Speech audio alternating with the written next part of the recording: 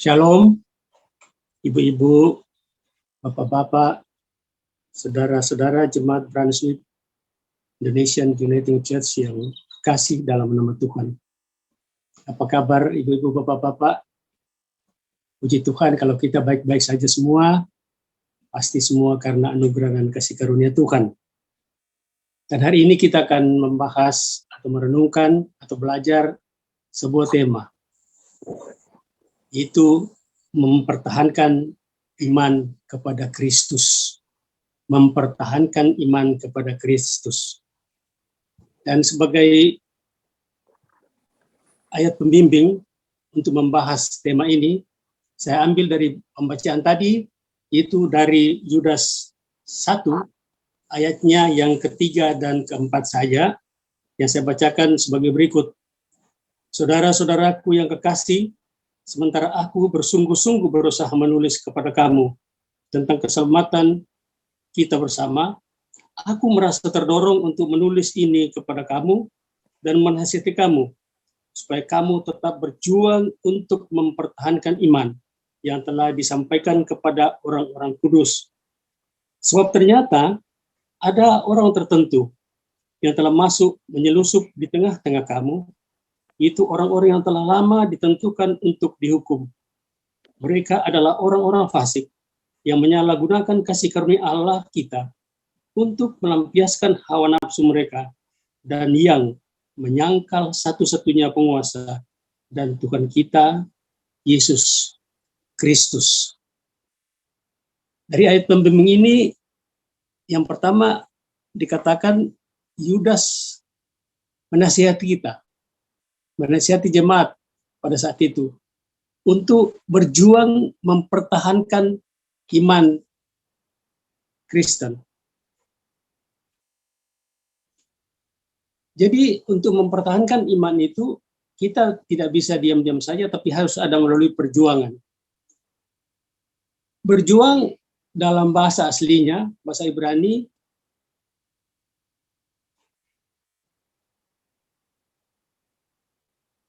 artinya bertempur. Bertempur untuk memperebutkan atau merebut atau mempertahankan sesuatu.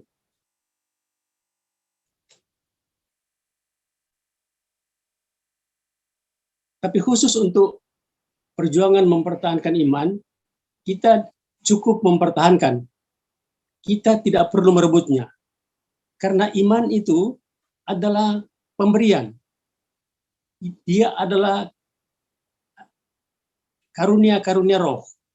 Di dalam 1 Korintus 12 ayat 9 dikatakan bahwa kepada yang seorang roh yang sama memberikan iman.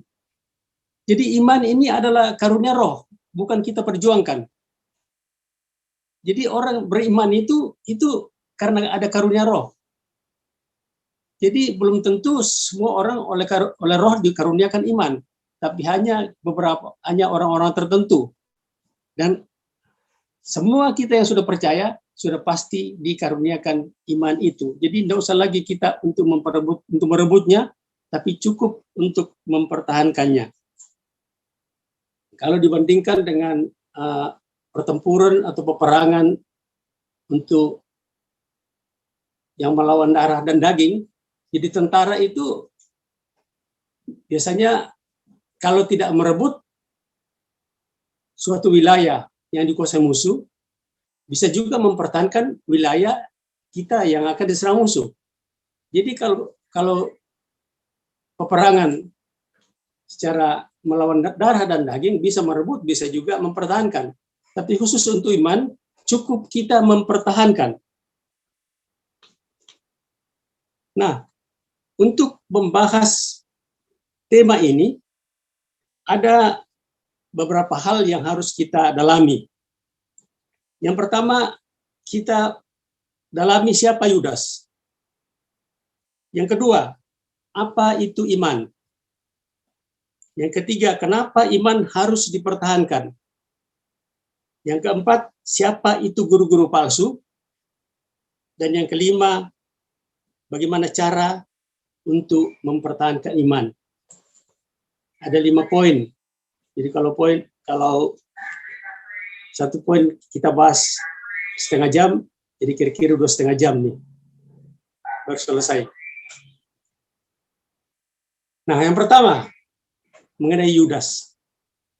Yudas dikatakan di dalam ayat yang pertama, dari Yudas hamba Yesus Kristus dan saudara Yakobus. Jadi Yudas memperkenalkan dirinya sebagai saudara Yakobus. Di dalam Alkitab hanya ada 3 Yakobus. Itu Yakobus anak Zebedeus, itu saudaranya Yohanes, dan ada Yakobus anak Tadeus, dan Alfius itu juga murid Yesus. Dan ini adalah Yakobus yang Yakobus ini dikatakan saudaranya Yudas. Karena Yakobus ini adalah saudaranya Yesus. Alkitab menyaksikan bahwa ada 4 saudara laki-laki Yesus, yaitu Yudas, Yakobus, Simon, dan Yusuf. Di samping itu ada juga saudara-saudara perempuannya, tapi tidak disebutkan di dalam Alkitab. Nah, jadi Yudas di sini yang menulis surat ini bukan Yudas Iskariot, tapi Yudas saudara Yesus. Dan kalau kita baca, tapi nanti akan kita uraikan apa nasihatnya, apa peringatannya Yudas kepada jemaat pada saat itu. Karena suratnya Yudas ini ditujukan kepada jemaat yang sudah percaya pada saat itu. Jadi kalau misalnya surat-surat kiriman Rasul Paulus itu ditujukan kepada jemaat-jemaat tertentu. Tetapi kalau suratnya Yakobus ini, suratnya Yudas ini ditujukan kepada semua orang percaya pada saat itu. Dan kalau surat ini ditulis pada tahun 80 Masehi, berarti semua orang yang percaya sejak Yesus naik ke sorga, itu ditujukanlah surat ini oleh Yudas. Nah, itulah mengenai Yudas. Yang kedua, apa itu iman? Di dalam Ibrani 11 ayat 1 dikatakan, definisi iman adalah dasar dari segala sesuatu yang kita harapkan. Dasar dari segala sesuatu yang kita harapkan, dan bukti dari segala sesuatu yang tidak kita lihat. Memang kadang-kadang kita agak susah mengerti kalimat ini, tapi supaya lebih paham, saya akan kasih sebuah ilustrasi yang menggampangkan kita mendalami iman sesuai dengan definisi ini. Ilustrasinya begini, katakanlah ada suatu daerah di mana sudah lama tidak hujan. Lalu orang-orang di sekitar situ, di daerah itu, bersepakat untuk bersama-sama berdoa untuk minta Tuhan turunkan hujan. Ditentukanlah di mana tempatnya dan kapan berkumpulnya. Dan setelah waktu yang ditentukan, datanglah orang-orang itu untuk berdoa. Tapi dari semua yang datang itu, hanya satu yang membawa payung. Itulah iman. Karena orang itu sungguh-sungguh percaya bahwa harapan mereka untuk turun hujan pasti terjadi. Sekalipun belum hujan, tapi dia sudah bawa payung. Jadi itulah iman. Dan konteks mengenai iman yang harus kita pertahankan ialah bahwa iman itu adalah kalau kita percaya sungguh-sungguh kepada Kristus sebagai Tuhan yang telah tersalib, bangkit, dan sebagai Tuhan dan Juru Selamat kita. Itulah iman yang harus kita pertahankan. Bahwa kita percaya bahwa Yesus itu adalah Tuhan. Kita percaya bahwa oleh kematiannya, pencurahan darahnya membasuh dosa kita. Dan setelah dosa kita dibasuh, maka berarti kita sudah punya tiket untuk bisa masuk ke dalam kerajaan Allah, karena itu kita sudah tidak ada dosa lagi. Dan juga kita percaya bahwa dia sudah naik sekarang ke sorga, dan sekarang duduk di sebelah kanan Allah Bapa. Dan akan datang dari sana untuk menghakimi orang yang hidup pada kedatangannya yang kedua kalinya. Itulah iman kita yang harus kita pertahankan. Dan itulah iman. Yang ketiga, kenapa iman harus kita pertahankan? Iman kita harus pertahankan karena iman kepada Kristus itulah satu-satunya syarat yang diminta oleh Tuhan supaya kita bisa diselamatkan. Itulah bedanya dengan agama-agama lain. Agama Kristen bedanya dengan agama lain, yaitu bahwa agama Kristen itu satu-satunya syarat yang Tuhan minta supaya kita diselamatkan hanya percaya. Percaya kepada Yesus sebagai Tuhan dan Juru Selamat kita. Jadi tidak usah kita capek-capek. Percaya saja bahwa Yesus itu adalah Tuhan kita, maka kita akan diselamatkan. Sedangkan agama lain, dia percaya bahwa dia selamat karena berbuat baik. Padahal menurut Alkitab, berbuat baik itu sama sekali tidak punya andil untuk bisa menyelamatkan kita. Yang punya andil bisa selamatkan kita adalah hanya percaya kepada Kristus. Sedangkan berbuat baik itu bisa juga, tapi itu kedua dan bukan merupakan syarat untuk selamat. Tapi hanya merupakan ucapan syukur karena kita sudah diselamatkan dengan cuma-cuma. Dan yang kedua, sebagai bukti bahwa kita beriman kepada Kristus. Di dalam Roma 14 ayat 23b dikatakan, semua perbuatan baik kalau tanpa iman adalah dosa. Jadi bayangkan, sekalipun kita berbuat baik begitu banyak, tapi kalau kita tidak punya iman kepada Kristus, itu tetap dosa. Jadi intinya, supaya dosa kita diampuni adalah beriman kepada Kristus. Makanya iman kepada Kristus ini harus kita pertahankan.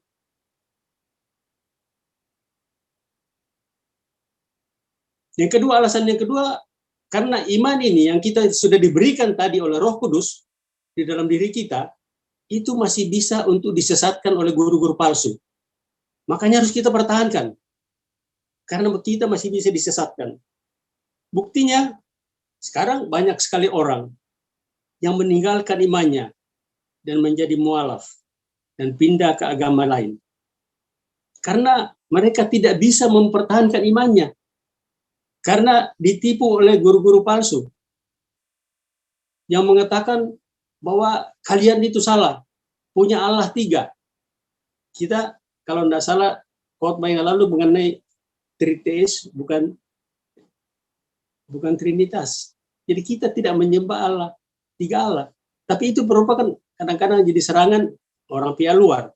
Tapi konteks kita pada hari ini hanyalah bahwa yang menyerang kita adalah justru dari dalam sendiri. Jadi dikatakan yang menyelusup masuk untuk menipu kita. Nah, sekarang siapa yang menyelusup masuk itu? Siapakah guru-guru palsu itu? Sekarang yang keempat, siapa guru palsu yang merupakan musuh sehingga kita harus mempertahankan iman kita? Kita kembali kepada bacaan tadi. Dikatakan ayat 4, sebab ternyata ada orang tertentu yang telah masuk menelusup di tengah-tengah kamu, yaitu orang-orang yang telah lama ditentukan untuk dihukum. Siapa orang yang sudah diputuskan untuk dihukum masuk neraka? Alkitab menyaksikan bahwa orang, atau dalam hal ini iblis ya, yang sudah ditentukan untuk masuk neraka dan tidak ada pertobatan adalah iblis dan antek-anteknya. Itu. Tapi untuk manusia belum ada keputusan, baru merupakan ancaman bahwa kalau tidak terima Yesus sebagai Tuhan dan Juru Selamat, maka kita akan masuk neraka. Tapi belum diputuskan siapa. Tapi yang sudah diputuskan adalah iblis dan semua pengikutnya. Mereka itu sudah diputuskan tidak akan ada pertobatan bagi iblis. Nah, dikatakan di sini bahwa orang tertentu yang masuk menelusup itu adalah orang yang telah lama ditentukan untuk dihukum, itu iblis. Dan yang menyangkal satu-satunya penguasa dan Tuhan kita Yesus Kristus. Siapa yang menyangkal Yesus sebagai Tuhan? Ya, awalnya adalah iblis. Dan itu yang diajarkan kepada agama-agama lain yang mengatakan bahwa Yesus itu bukan Tuhan, Yesus itu hanya nabi. Yang mengajarkan itu adalah iblis yang sudah ditentukan mereka akan dihukum. Jadi guru palsu itu sebenarnya adalah iblis yang masuk dan menjelamatkan diri sebagai malaikat terang. Jadi hanya menggunakan orang-orang dalam gereja, misalnya 1-2 orang di gereja dimasuki oleh iblis, bahkan mungkin juga para pendeta dimasuki, dan iblis mengajarkan yang untuk menentang daripada ketuhanan Yesus. Itu sebenarnya intinya yang diajarkan, supaya menentang bahwa Yesus itu bukan Tuhan, Yesus itu bukan juru selamat. Itu sebenarnya inti ajaran daripada guru-guru palsu ini.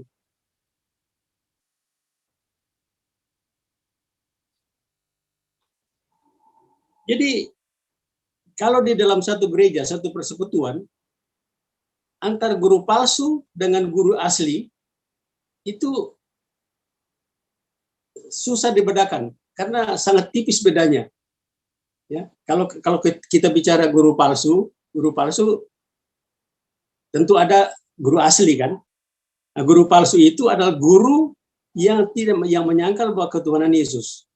Sedangkan guru asli adalah guru yang mengajarkan bahwa satu-satunya juru selamat itu adalah Tuhan Yesus, bahwa Yesus itu adalah Tuhan. Jadi bedanya di situ. Yang guru asli adalah mengakui Yesus sebagai Tuhan dan juru selamat, guru palsu tidak mengakui, hanya disembunyikan.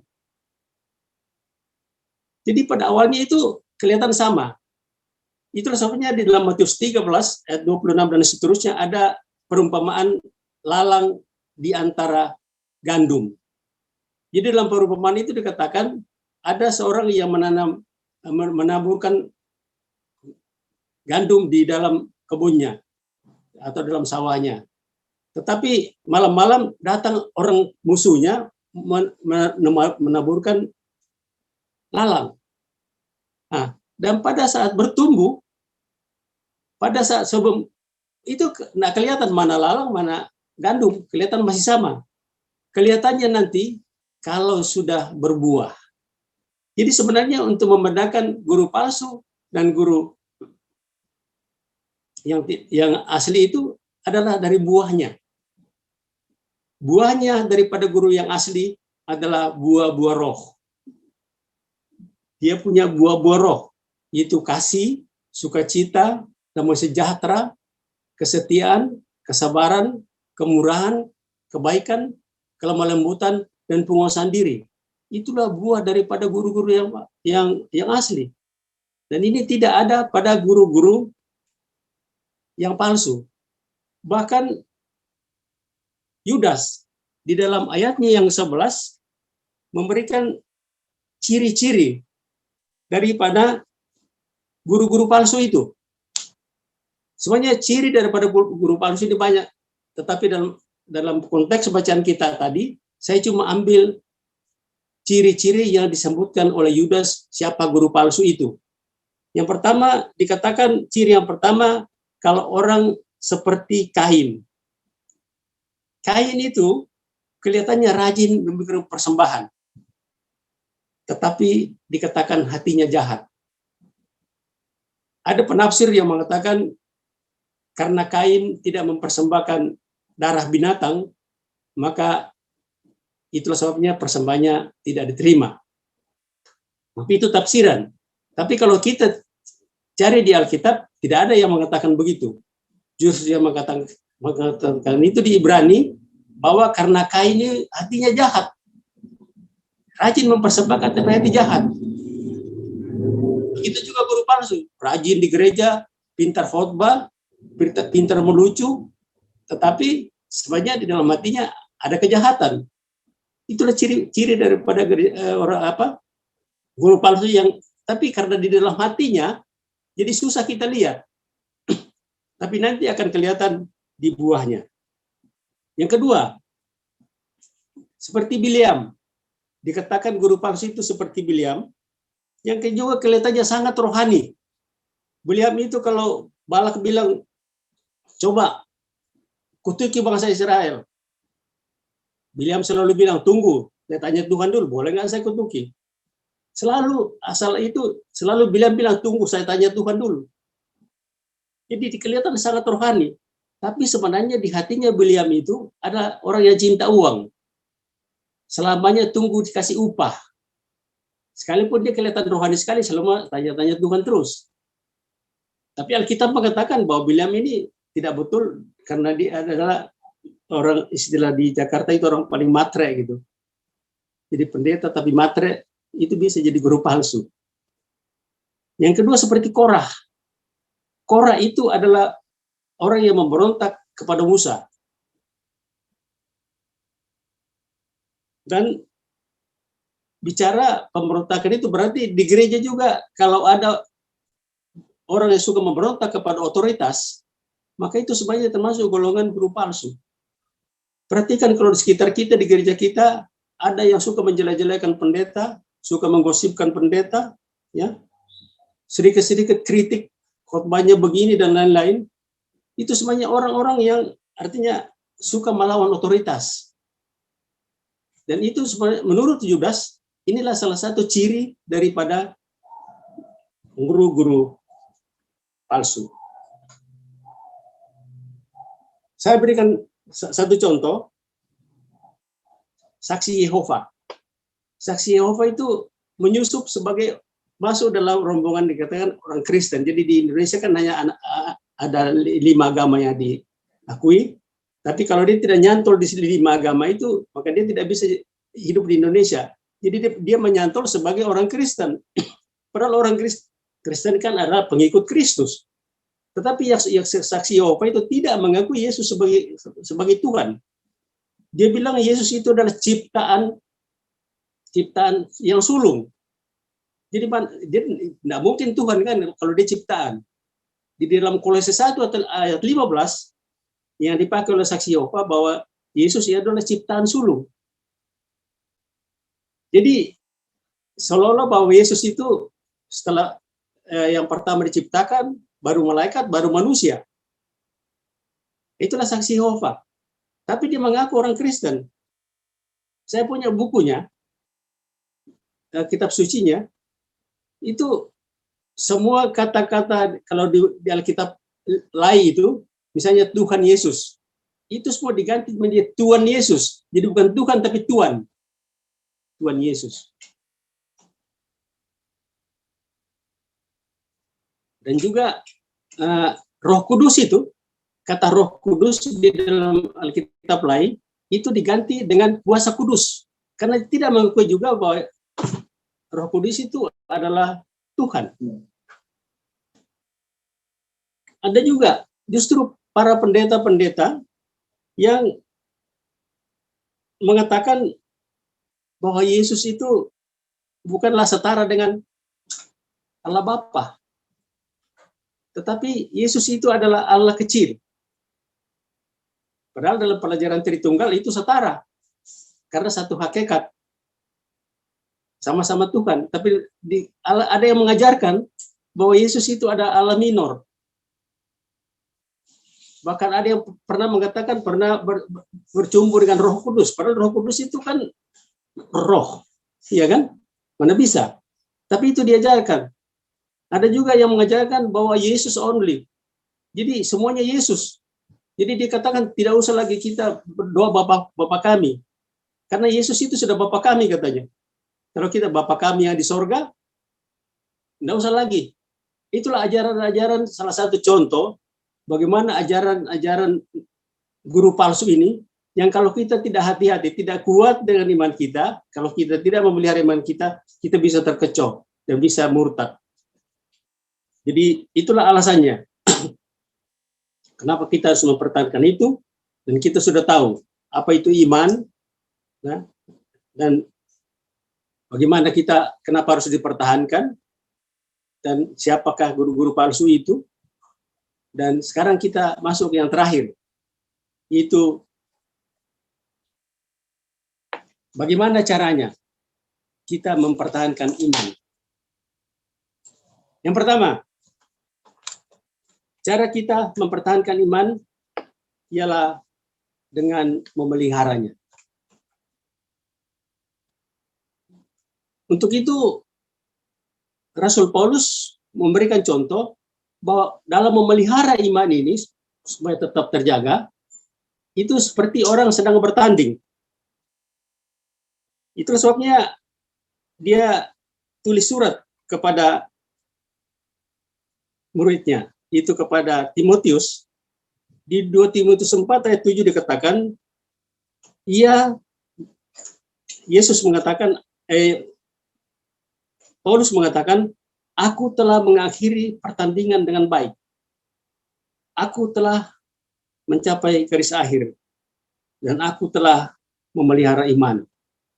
Jadi dalam memelihara iman ini oleh Rasul Paulus dianggap sebagai suatu pertandingan di mana kita akan mengalami lawan yang berat. Tetapi kalau kita memelihara iman, maka kita akan lolos dan kita harus menyelesaikan pertandingan itu. Sampai kapan pertandingan itu selesai? Sampai kita mati. Dan kenapa Petrus mengatakan sudah sampai pada batas akhir?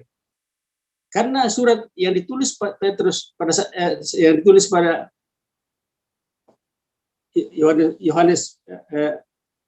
Paulus pada saat itu dia sudah sedang berada di penjara di Roma.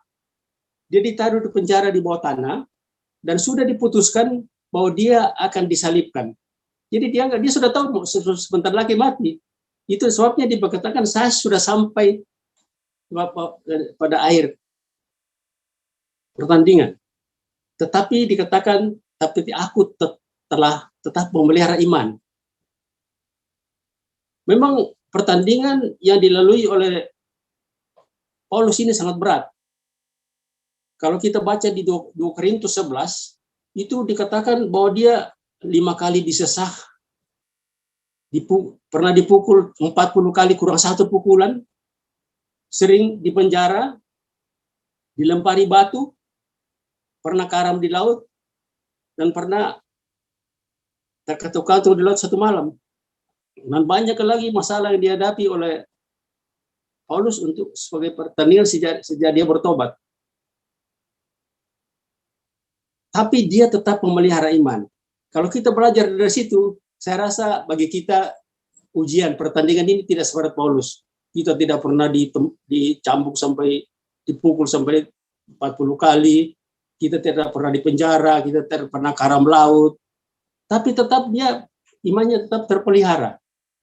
Tapi kita juga punya masalah sendiri, mungkin kecil-kecil, itu kita harus pertahankan juga supaya kita sampai akhirnya jangan sampai iman kita tidak terpelihara. Karena kalau kita tidak terpelihara sampai akhir mati kita, maka risikonya berat, itu neraka. Itu yang pertama, cara kita untuk mempertahankan iman, itu kita harus memelihara iman itu sendiri. Yang kedua, kita harus tetap menumbuhkan iman. Caranya ialah bahwa untuk menumbuhkan iman itu, kita harus sering mendengar firman. Roma 10 ayat 17 mengatakan, jadi iman timbul dari pendengaran, dan pendengaran oleh firman Kristus. Nah, sekarang macam ini kita beribadah begini, kita sedang mendengarkan firman. Tapi kalau kita juga bukan mendengarkan saja, tapi membaca firman. Jadi kita harus membaca firman yang ada di Alkitab ini, kalau bisa setiap tahun habis. Dan supaya kita mendengarkan, dianjurkan kalau baca firman dengan bersuara. Supaya kalau kita bersuara membaca firman, kita dengar sendiri lagi. Dan juga iblis dengar. Iblis paling tidak suka dengar firman. Jadi biar kita perdengarkan yang dia tidak suka. Tapi ya kita perdengarkan diri kita sendiri yang kita suka. Jadi kita harus baca firman itu. Untuk menumbuhkan iman kita. Tanpa kita baca firman, maka iman kita tidak akan bertumbuh. Karena iman itu makanannya adalah firman. Ya, supaya kita bertahan, kita harus baca firman. Jangan baca firman hanya sekali seminggu, harus setiap hari dan terjadwal. Saya rasa di Alkitab di YouTube juga ada itu jadwal pembacaan firman selama 1 tahun, mulai dari bulan Januari sampai Desember. Wahyu habis, baca lagi. Memang kita tidak hafal. Saya sudah 20 tahun baca, tapi memang tidak hafal karena sudah tua, mulai baca sudah tua. Tapi yang penting kita baca terus. Nanti Roh Kudus yang bicara dalam diri kita. Ya, itu kita harus menumbuhkan iman kita. Dan kalau iman itu bertumbuh, nanti dia akan berbuah. Karena kalau tidak bertumbuh, dia tidak akan berbuah. Dan apakah buah iman itu? Ya ada buah iman kan ada 9 juga kan buah iman. Nah itu kalau kita rajin baca firman Tuhan. Dan yang ketiga adalah kita harus tetap berdoa. 1 Tesalonika 5:17 mengatakan tetaplah berdoa. Jadi kita harus tetap berdoa, minta Roh Kudus memberikan kekuatan kita untuk mempertahankan iman ini. Kalau dengan kekuatan kita sendiri, kita tidak akan mampu. Tetapi kalau kita terus minta Roh Kudus yang memberikan kita kekuatan, maka pasti bisa. Yang keempat, itu waspadai dan perhatikan guru-guru palsu. Lihat ajarannya. Cara menguji ajaran guru palsu ialah Alkitab, apa yang kita baca. Kalau kita sudah rajin baca Alkitab, kita sudah tahu betul mana yang Alkitab, mana yang tidak. Tapi kalau kita tidak baca, kita tidak tahu apakah memang ini Alkitabiah atau tidak. Jadi intinya kita lihat apakah sesuai Alkitab, apa tidak. Saya pernah, misalnya ada orang tanya, waktu Adam bicara sama Hawa, waktu itu kita kira-kira pakai bahasa apa? Nah, kalau kita mau ngarang-ngarang sendiri, bahasa Ibrani atau bahasa Inggris itu, tapi tidak ada di Alkitab yang mengatakan mereka pakai bahasa apa. Nah, kita jawab, saya tidak tahu. Kalau tidak ada di Alkitab, kita bilang tidak tahu. Tapi kalau ada, baru kita pakai untuk itu. Jadi itulah 4 cara bagaimana kita untuk mempertahankan iman. Itu yang pertama adalah memelihara iman, yang kedua menumbuhkan iman, yang ketiga tetap berdoa, dan yang keempat itu kita waspadai dan kenali guru palsu itu. Kesimpulan kita, kalau kita berhasil mempertahankan iman kita kepada Kristus, maka kita pasti tidak akan kehilangan keselamatan yang Tuhan sudah karuniakan kepada kita. Tuhan Yesus memberkati. Amin.